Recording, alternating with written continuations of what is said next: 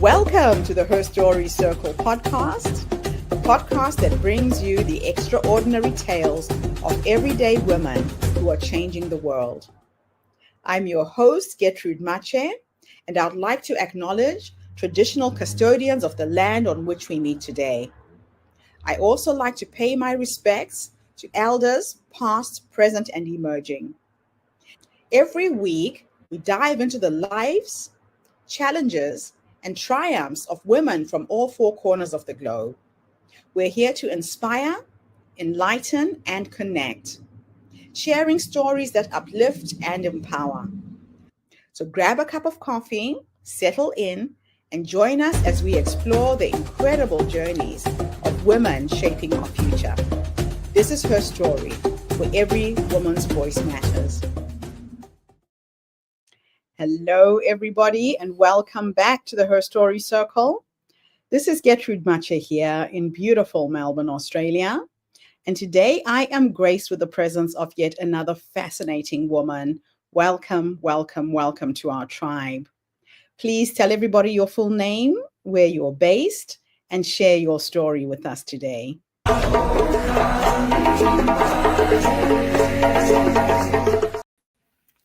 Thank you for inviting me. My name is Dr. Sneha Raj. I'm a clinical psychologist and therapist, and I'm located in Minnesota, Maple Grove, Minnesota. When I was 8 years old, I shook my mother awake in the middle of the night, terrified. I thought the government was coming to cut her open. Now I know that sounds wild, but I was a little girl in Louisiana, and that year a politician, a former Ku Klux Klan member, was running for office. He had this campaign, a promise. He wanted to limit welfare support for women only if they agreed to be sterilized. I remember hearing a news anchor on television saying the words forced sterilization, especially for women of color, women who already had 2 or more children. And in that moment, I stopped breathing. My mother already had 2 children, and I was her youngest. I thought, they're going to hurt her just for having me. I didn't know what sterilization really meant, but I knew it was something permanent, something painful, and something that could be done to my mother, not with her, just because of the color of her skin. And that night, in my little 8-year-old brain, it made perfect sense to decide, if this is what it means to have a child in this world, then maybe I wouldn't. Maybe I wouldn't have children at all. Growing up, my mother was a physician, an obstetrician and gynecologist. I watched her get calls at all hours of the night, rushing out to deliver babies. She was literally bringing life into this world. Then when I was a teenager, she became the medical director of our local Planned Parenthood. And that's when the questions inside me started to get louder. I was going to Catholic school, learning that motherhood was supposed to be a woman's greatest gift, her highest identity. But at home, I watched my mother sit with women of all races, all ages, helping them make the decision of if or when they wanted to become mothers. I didn't have the language for it then, but what I was witnessing was what it means to have reproductive choice. By the time I was in college, my mother had shifted to fertility work, helping women conceive, helping them navigate in vitro fertility options, helping them fight for the right to try to have a child. I started working in her office, and then suddenly, choice looked even more complicated than ever before. Some women were desperate to have a baby. Others were desperate not to have one. And others were just confused like me. Now I was old enough to make choices of my own.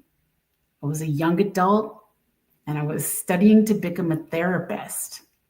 And those old questions came flooding back, not from the news this time, but from friends, from family, from colleagues.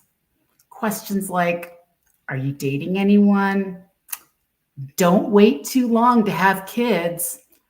You'll regret it. And beneath all of those voices was still the voice of this 8-year-old girl, the one who decided that motherhood didn't feel safe, the one that learned early that the world didn't always honor her mother's right to choose. So why would it honor mine? I didn't have easy answers. And honestly, I still don't. Now, as a therapist and a professional, I sit across women in therapy sessions, in hospitals, on phone calls, and I hear their stories. Some grieving miscarriages, some navigating in vitro fertility options after years of trying, some quietly admitting they never wanted children at all, but carrying guilt for not fitting into someone else's idea of what a woman should be. And I asked them the questions I've asked myself. Do you want a child because you want one, or because you're afraid to say you don't?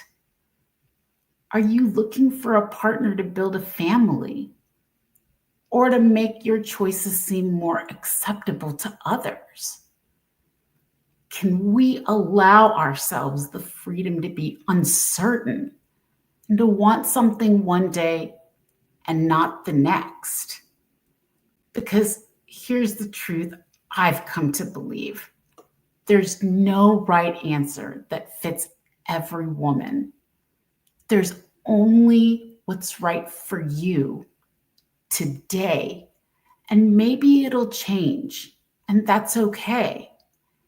You don't owe anyone any certainty. You don't owe anyone a plan. You don't have to justify your choices to be worthy of making them. I've come to understand something powerful. I am my mother's legacy, not because she had me, but because she taught me to think, to question, and to claim my voice. And now I help other women do the same. That is the change I want to lead. A world where women, especially women of color, are trusted with their own decisions, where we normalize the struggle of not knowing, where we remove the shame from the conversation, and where we choose, where choice is not just political, but deeply personal. Because the truth is, to be seen, truly seen, is to be allowed to ask the hard questions out loud and still be held with compassion. So, wherever you are in your own story, whether you're a mother or not, whether you're choosing, grieving, trying, or just wondering, you are not alone. This is your story, your legacy, and you deserve the freedom to choose it every step of the way. Wow. Thank you so much for coming online and sharing your incredible story with us. Thank you. Raj, this is a story that touches on so many women's lives. And it sounds to me that your personal and professional experiences led you to advocate for reproductive freedom and choice. Absolutely. So, why do you believe society still determines womanhood through motherhood? I think that there are a lot of different messages that we get from a lot of different places. So, on one hand, it can be our family culture, what we see the women in our own lives, in our own families doing, role modeling what motherhood looks like. Mhm. On the other hand, it can be religion, what our faith tells us is what our roles should be. And then on the other hand, we have social messages that come from how we see our communities support or not support Yeah. a woman and and parents in general in their wish to raise a child. Oh, wow. It's just incredible. Now, how do racial and cultural dynamics complicate the experience of family planning for BIPOC women? Oh, that's a great question. Mm. I think that especially in the United States and especially in the South, where there is a legacy of slavery behind the legacy of racism, there's Mhm. always been a double standard held for BIPOC women and how we value them as human beings and how we value their children in this world too. Mm. So I think that plays a huge role in even justifying why we as BIPOC women have to do an extra layer of questioning Mm. around what it means to have a family and even consider what it means to raise our children with all of their options to meet their own potential. Mm. So, can you share your own journey with choosing to be child free? That was a big decision. Yeah. What was it like? What was the turning point where you decided, no, this is not for me? And how did you navigate that space with family, with friends, with colleagues? I think with colleagues, it was a little bit easier to say, my choices are my own. I don't really feel like I need to explain them, just like I don't need to explain how I chose to be a therapist. Right. However, I think that my family situation was a little bit different. On one hand, seeing the politics as a child, not completely understanding it, but knowing enough to know.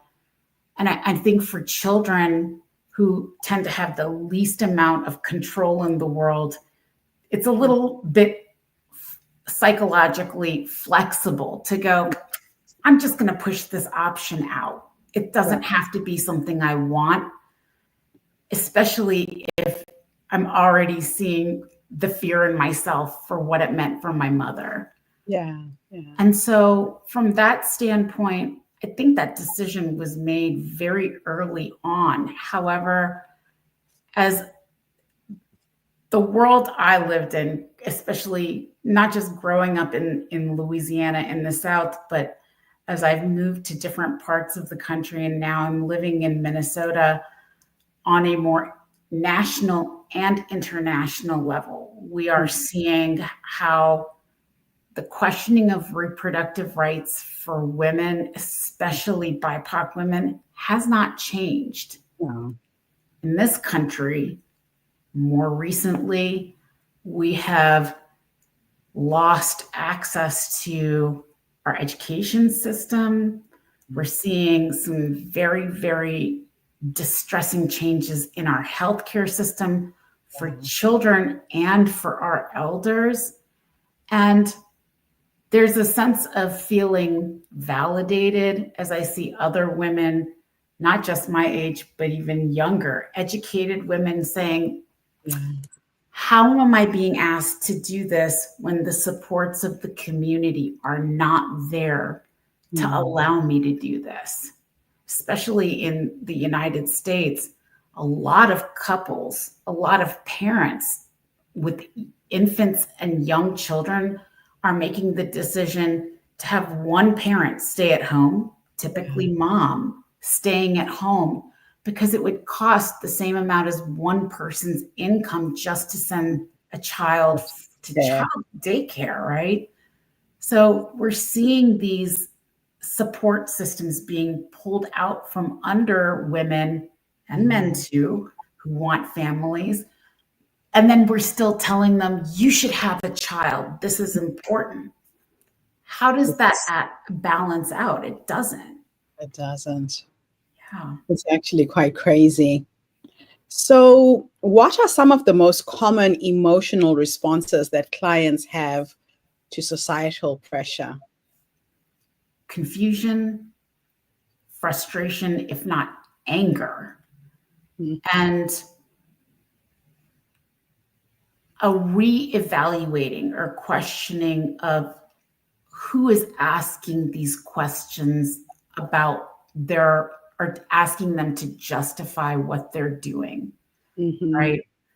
I know for myself, when I had a colleague ask me before my first day of work, it made me say, why would you even ask me this question when I came here for this job that I'm so passionate about?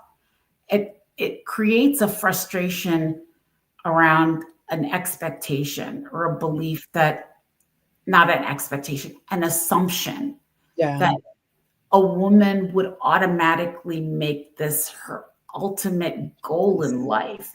And there's nothing wrong. It's a wonderful choice to come to know that you want to have a family, you want to raise a child.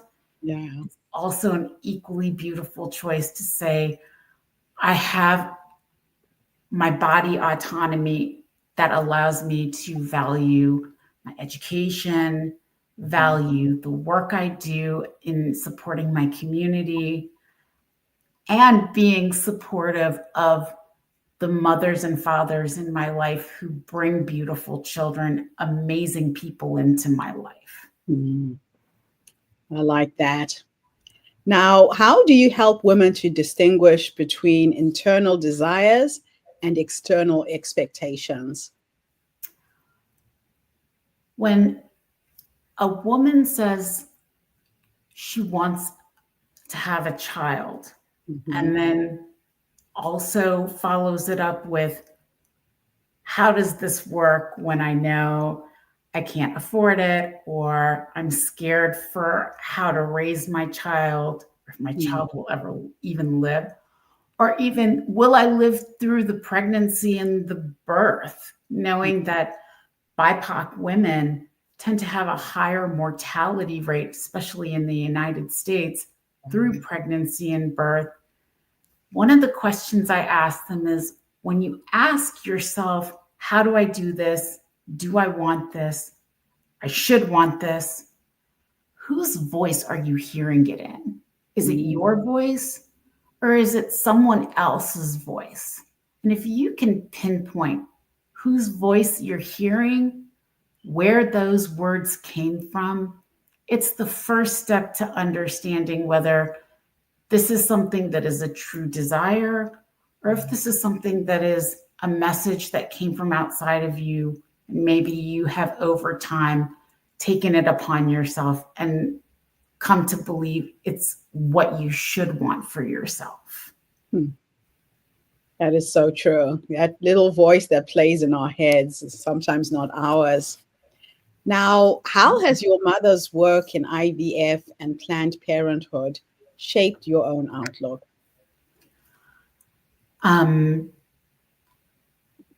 My mother is an incredibly curious and educated woman. She's also a professor in addition to being a doctor. So I watched her not only role model what it meant to value her education and the time spent educating herself. In fact, I have very vivid memories of the both of us sitting together and studying. I was doing my middle school or high school homework, and she was studying for her board exams. And then in her practice and with her own students, engaging questioning that allowed them to understand how to ask questions in a compassionate way, in a kind way, but in a challenging way too, gentle challenging. Mm-hmm. That is awesome. You learned a lot just by observation. And a lot, especially when I started working in her practice, being able to ask some of those questions in the moment as things were happening and getting those more immediate responses from her, I got to feel what it was like to be her student as well. And that was really valuable for me.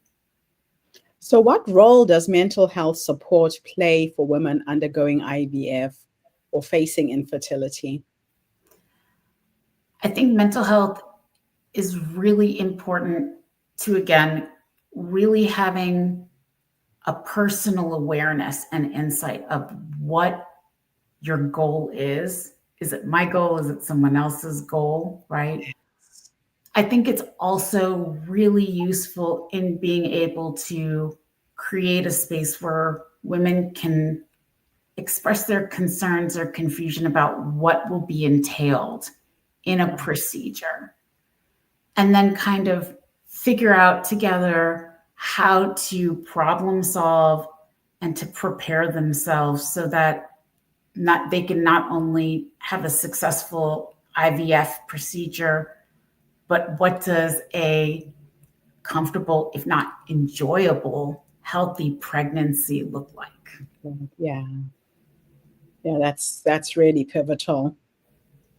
Absolutely. Wow. So, what scripts or tools do you offer your clients to set boundaries? I think there's a lot of role modeling, because when I hear a woman say, I have to do this because, and my immediate response is, let's take a minute there. Let's pause for a moment. Why are you asking yourself this? Why do you believe this? Yeah. And whose voice is it? Tell me more about why this person's message is so important, or how you brought this into yourself. Yeah. It starts role modeling how you do a little bit of gentle questioning, but also mirroring back to the other person to be able to show that you don't have to have an answer immediately. Sometimes just the pause can be enough of holding a boundary and naturally letting the other person step away from what may actually be inappropriate, inappropriate line of questioning. Yes, that is interesting. Now, why is shame such a persistent theme in conversations about fertility? I think society, in a lot of ways, has taught women that they should have a greater level of control over their bodies and in how they conceive, or even a greater level of confidence in being able to bring a child into this world and live long enough and have their child live long enough to grow successfully. Now, in the last, I would say, 5 to 7 years, we have learned so much about the role that men play in conception and birth. In fact, it takes about 70 to 90 days for a man's body to create a sperm. Now, a sperm and an egg in a woman's body, both of these things at the moment of conception is a snapshot of both people's health. And when a woman miscarries in the first trimester, we now know that oftentimes there's some defectiveness in the sperm that's not going to allow this to work. So is that whose fault is that? And if we had a conversation with men and said, you know, if you really want to have a child with a woman, are you willing to change your diet, change your exercise, your sleep, what substances you use for the next 3 months before you decide to have a child? Yes. Can we do that? Is it realistic? If it meant that the woman in your life that you want to bring a child into this world with would not only be able to have a manageable pregnancy, but maybe even enjoyable. And there are so many women who do really enjoy the experience of being pregnant. There are also a lot of women who will say, this was a very, very difficult thing. I had so much morning sickness. And the other piece is we know that fetal alcohol syndrome is something that impacts even the 2-3 cells that are coming together in a woman's body. It's not something that happens much later on. And how many women find out maybe 6 weeks into the pregnancy that they're even pregnant? Yes. What was I doing, right?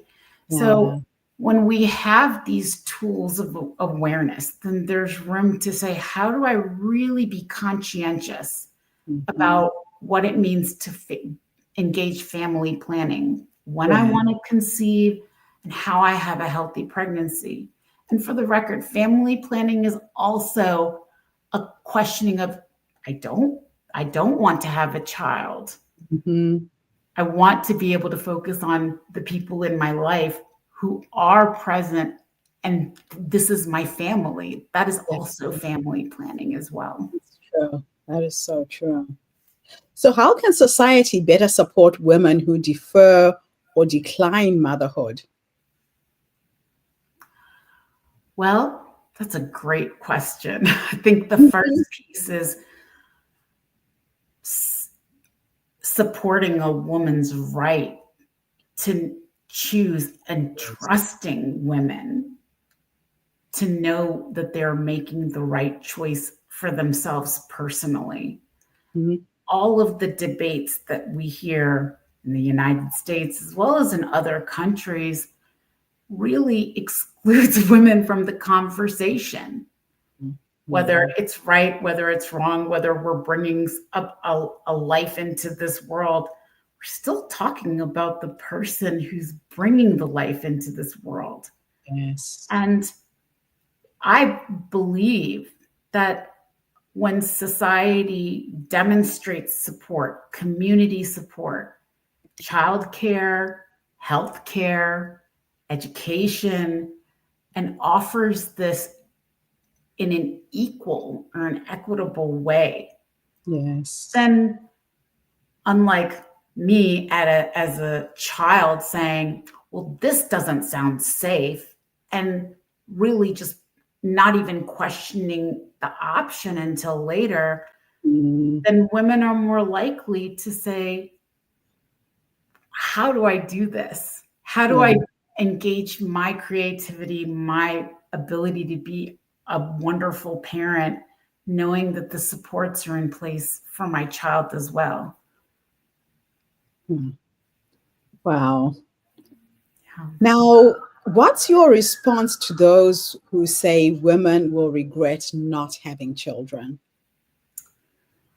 I have a very good friend who recently said it very succinctly. And she said, how do you regret something you don't have? You can regret the idea of something. But again, when you hear inside yourself, you're going to regret this, whose voice is that? Whose voice is saying that?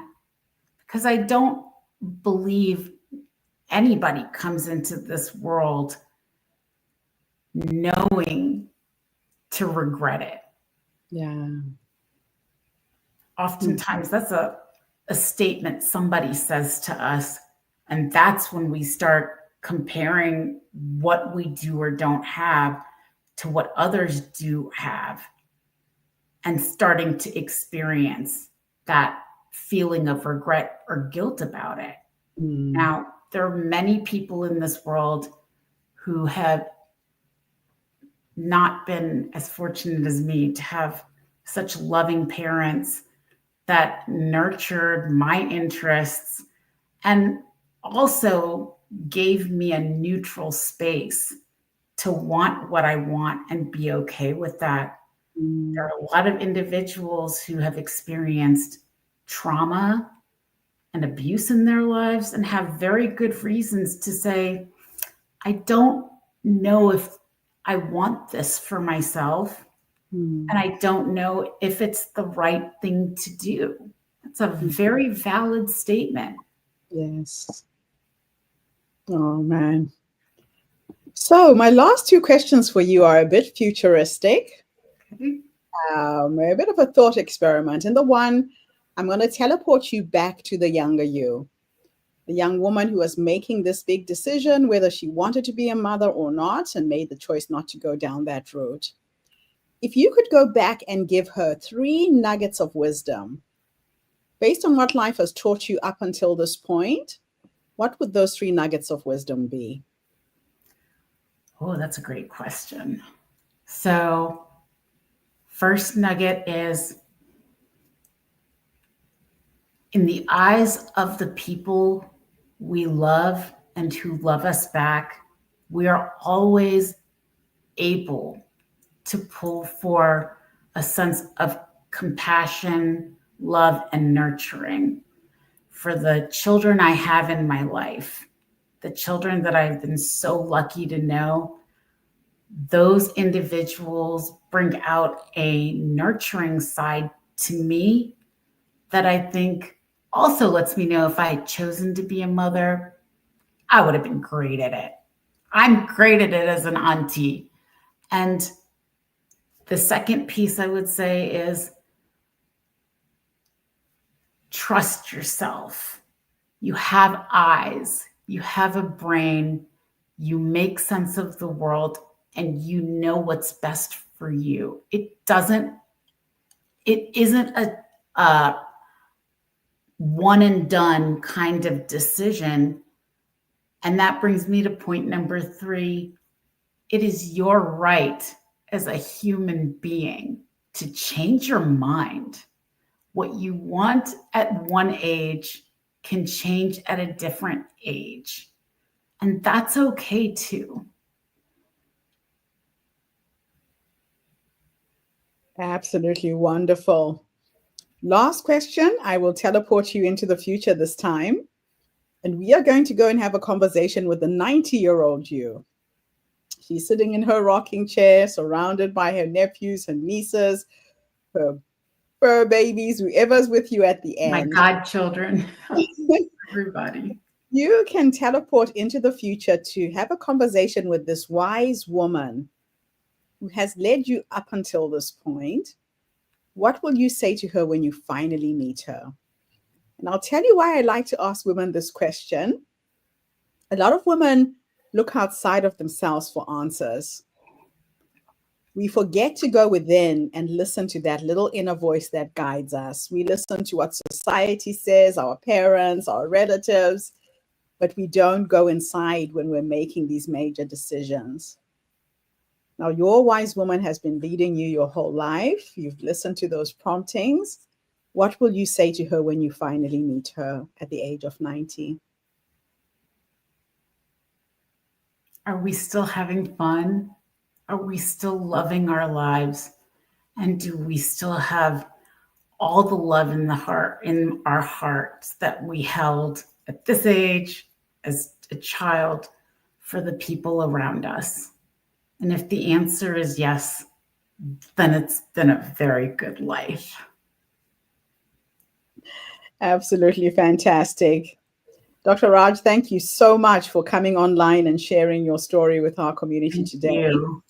Thank you It's very much. always inspiring to hear different women's perspectives around motherhood and the choices that we get to make with our lives and our bodies. And Yes. especially at this time for you in the United States, when there's so much going on around women's reproductive rights, it's good to hear your perspective on this subject. Thank you. Thank you. Thank you very much. And thank you to everybody who tuned in today. The Her Story Circle is not just a podcast. We're a social impact movement that brings you the stories and voices of women from all over the world. We share our stories to uplift you, to inspire you, to energize you, but most importantly, to help take you from where you are now to where you're trying to go. So tune in again tomorrow when I interview yet another amazing guest. In the meantime, have a fantastic day, morning, or evening, wherever you are in the world. And bye for now. Thanks again, Dr. Raj. Thank you.